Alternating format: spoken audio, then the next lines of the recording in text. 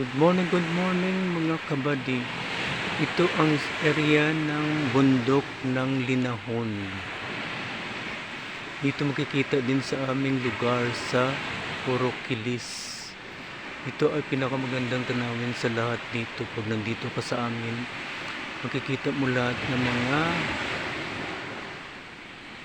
nyug at mga kung ano-ano sari-saring pang puno dyan at napaka ganda ng dagat, kasi ito lang lagi ang makikita mo dito habang nandito ka lang sa Hilis.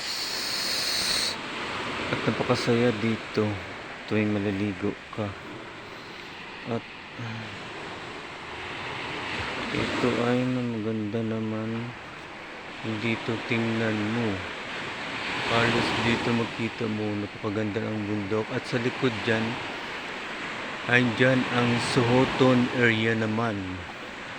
Ito ang Sohoton area sa likod niyan ng Linahon. At itong side naman dyan, yung ito pinakamalapit na bundok ay ang Kapaklan. Kapaklan yan dyan, o Abo-Abo. Diyan nyo rin makikita, kasi halos araw-araw makikita mo dito sa aming paligid. Ayan. Tapos ito ang dagat naman dito sa amin.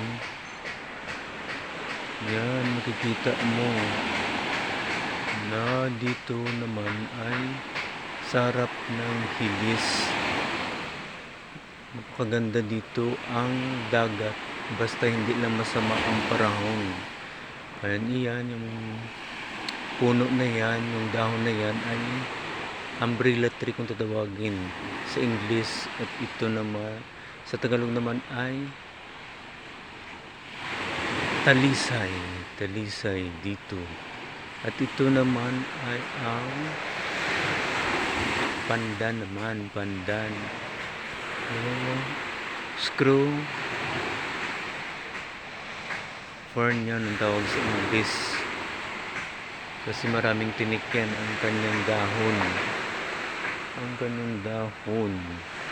At dito sa dulo naman kita nyo ang mga namamangka ay hindi masyado makita dito kasi